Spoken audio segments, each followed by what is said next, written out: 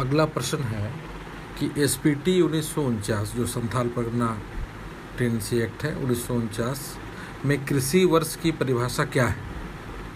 तो जो पहला ऑप्शन है कि जहां बंगला साल अर्थात प्रथम बैसाख से प्रारंभ हो, दूसरा जहां फसली वर्ष अर्थात प्रथम अश्विन से प्रारंभ हो, तीसरा जहां कृषि प्रयोजन हेतु अन्य वर्ष से प्रारंभ हो, या चौथा उपरोक्त सभी। तो इसका जो उत्तर है उपरोक्त सभी, वो सभी जो इसके संकल्पना है जो तीनों इसमें लिखे हुए हैं उससे ये कृषि वर्ष का आकलन किया जा सकता है। उसकी मानक परिभाषा ये है। तो इनमें से सभी इसका सही उत्तर है। एसपीटी 1949 की किस धारा के तहत रैयत अपने घरेलू कृषि प्रयोजन हेतु ईंट खपड़ा बना सकता है।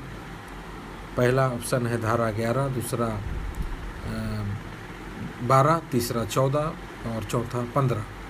तो इसका उत्तर है धारा 15। धारा 15 के अंतर्गत किसी की जो रैयत है, उसकी अपनी भूमि है, वो अपने घरेलू प्रयोजन के लिए या कृषि के लिए ईंट या खपड़ा बना सकता है, लेकिन उसका वो व्यावसायिक प्रयोग नहीं कर सकता है।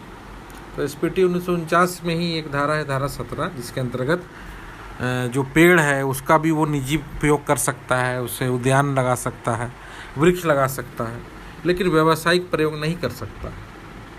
तो जो एसपीटी 1949 की धारा 15 है, इसका सही उत्तर है।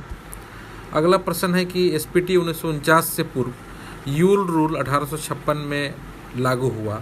यूल कौन था?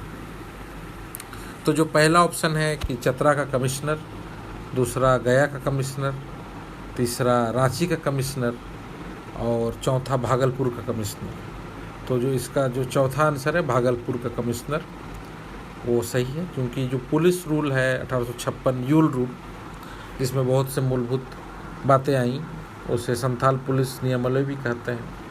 अब आप देखिएगा कि जहाँ जहाँ भी कानून व्यवस्था लागू हुई पूरे भारत में, अगर ले सिर्फ आदिवासी क्षेत्र में ही नहीं, तो वहाँ सबसे पहले भू राजस्व मानकों को तय किया गया और बलपूर्वक लगान लिए गए, भूमि संबंधी कानून लाए, जिससे स्थायी बंदोबस्त है, फिर महालवाड़ी है, रैयतवाड़ी है। उसके समानांतर पुलिस लाया गया, क्योंकि बलपूर्वक लगान को लेना था, बलपूर्वक ज़मीन को छीनना था, संसाधनों का दोहन था। तो ऐसे में एक बल की आवश्यकता थी, जो कि पुलिस बल के रूप में सामने आया। तो जो पुलिस एक्ट, इसे हम कहें कि जो यूल पुलिस एक्ट 1856, जो संथाल पुलिस नियमावली थी, जो कि भागलपुर के कमिश्नर थे, तो वह इससे संबंधित है। अगला प्रश्न है कि एसपीटी 1949 के निर्माण में किस कमेटी का प्रमुख योगदान था। तो जो इसका पहला ऑप्शन है वो विल्किंसन है, दूसरा हॉफमैन है, तीसरा गैंजर है, चौथा लेनट है। तो इसका जो सही उत्तर है गैंजर।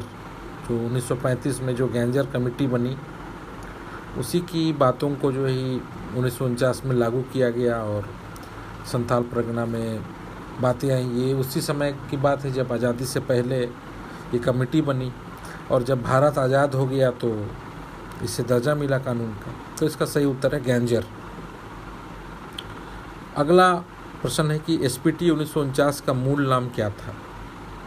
तो इसका जो पहला उत्तर है वो कि बिहार अधिनियम संख्या 14, दूसरा संथाल अधिनियम संख्या 22, तीसरा बिहार अधिनियम संख्या 11 और चौथा एसपीटी 1911।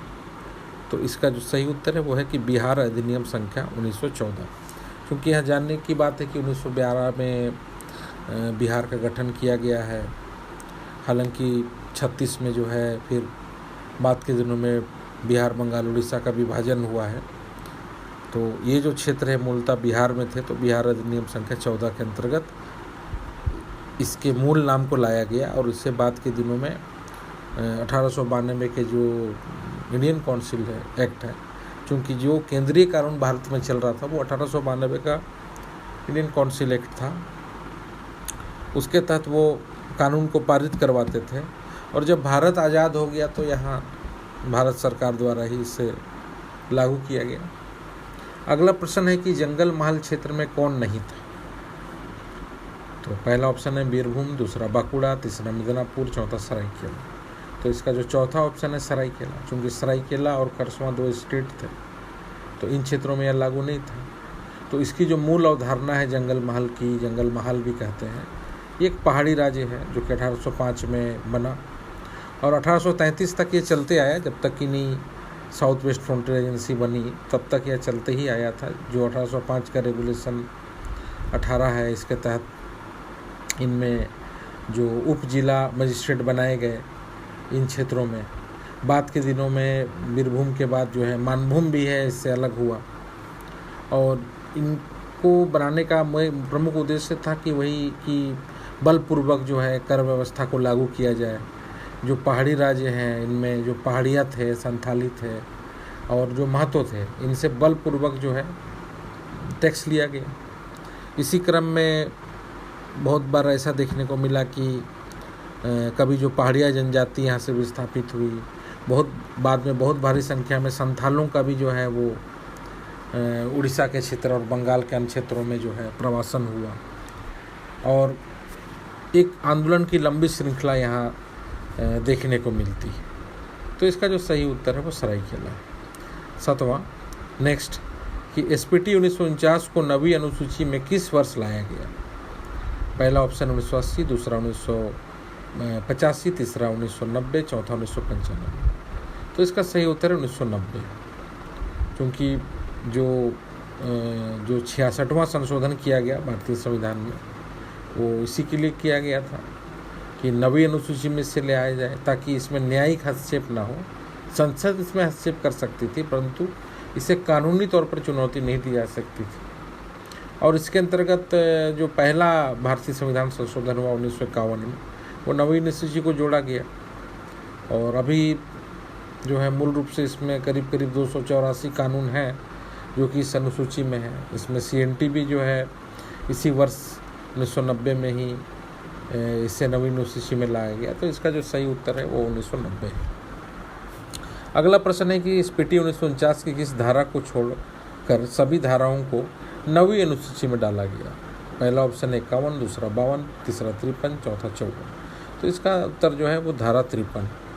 तो धारा 53 के तहत ये बात की गई कि जैसे मैंने पहले बताया कि इसमें न्यायिक हस्तक्षेप नहीं होगा, संसदीय हस्तक्षेप हो सकता है। तो जो धारा 53 थी इसमें वो बातें थी कि जो आधारभूत संरचना से जुड़े भवन हो, सिंचाई से जुड़ी हुए नहर हो या पुल पुलिया रोड हो या ऐसी जो सरकारी चीज़ें हैं या पार्टनरशिप जो PPP मोड पर भी जो बनाई गई चीज़ें हैं उसके लिए भू अर्जन हो सकता है, उसके लिए क्षतिपूर्ति दी जा सकती है और 70 से 80% तक लोगों की सहमति बनाई जा सकती है।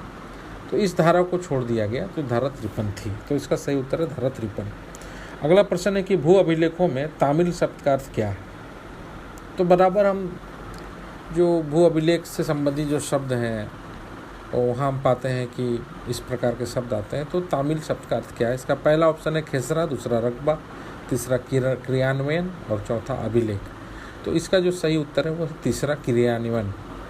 तो क्रियान्वयन जो है अर्थात लागू होना, यानी हम जब ये कहते हैं कि अमल में लाएं किसी चीज़ को, ये तो फारसी भाषा का शब्द है, तो इसी से तामिल बना है।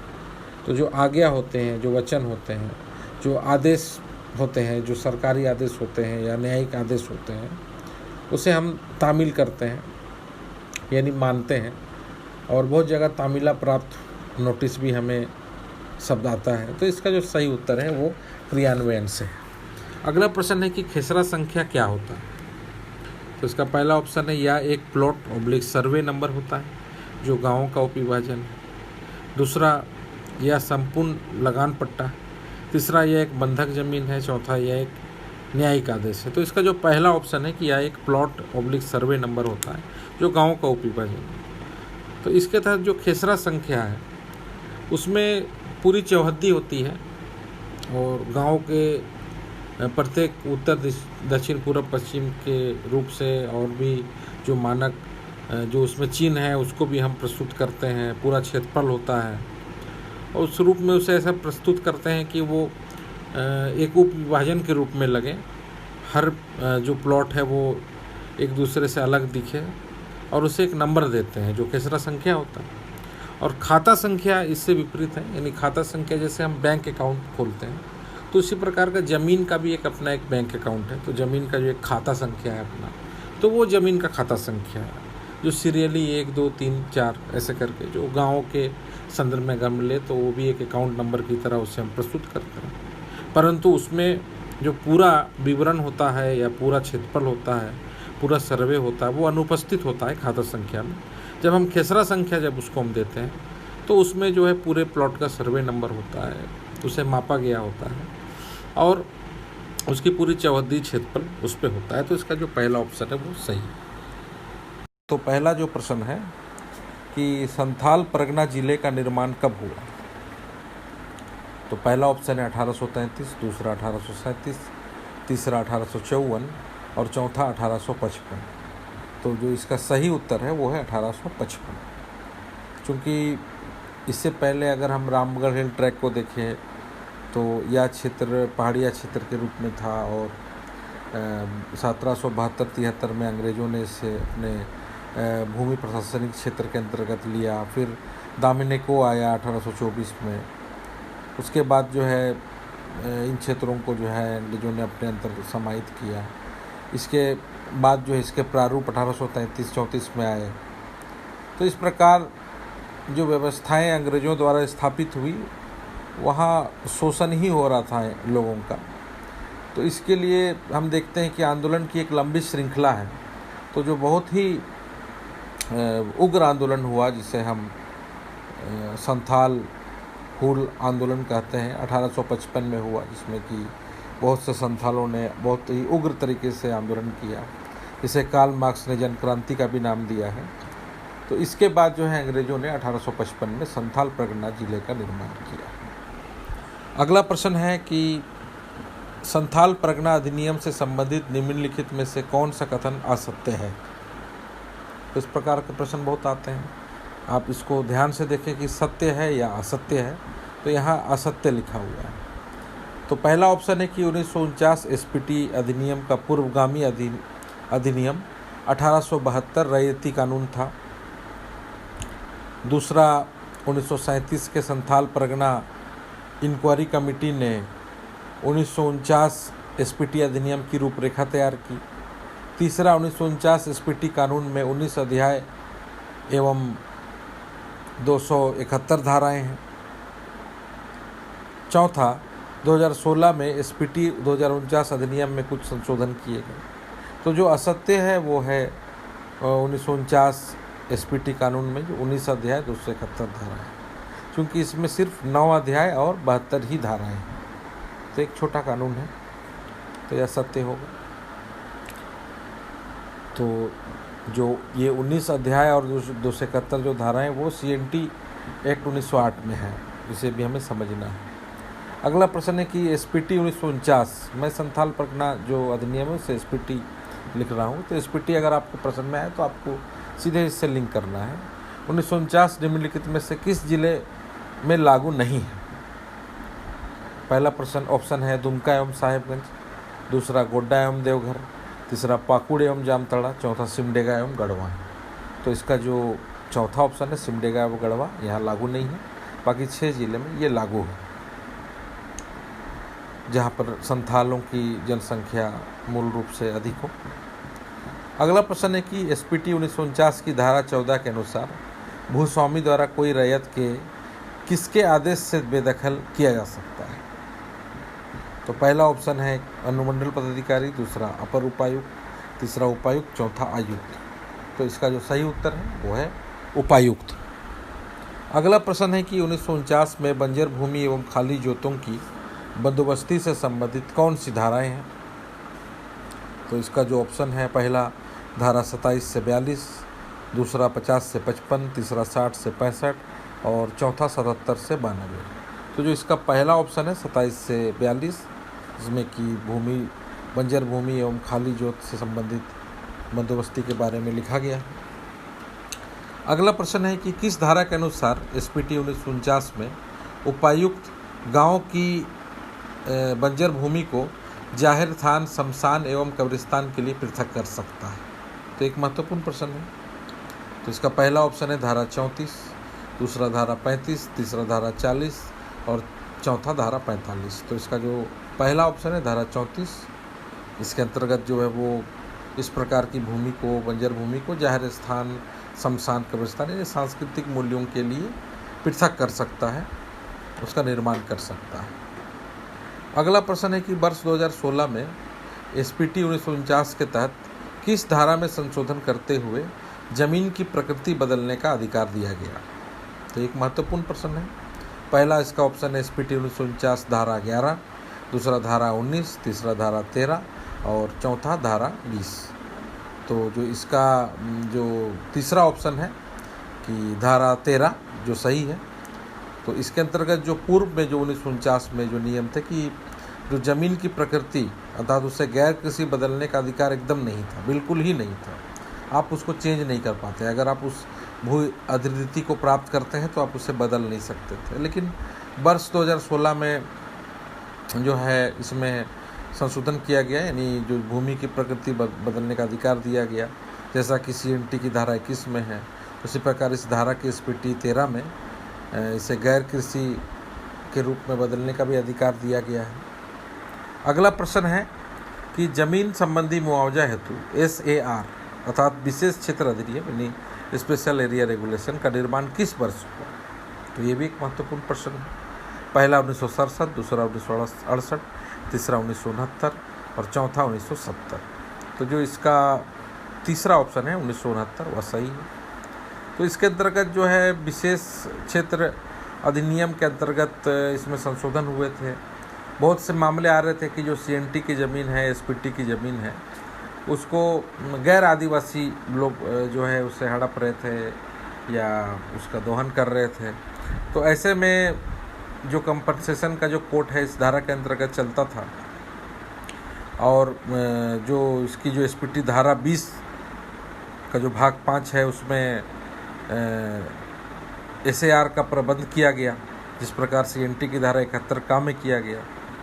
तो एसपीटी की धारा 20 के अंतर्गत जो है जो 5 इसका संशोधन है वो SAR कोड से संबंधित है, अर्थात इसमें मुआवजा देकर जो है गैर अनुसूचित जनजाति जो है वो ज़मीन को ले सकते थे। लेकिन इसे वर्ष 2016 में जो है अभी पूर्णतः प्रतिबंधित किया गया है और ये बात कही गई है कि SAR के माध्यम से फिर से उन्हें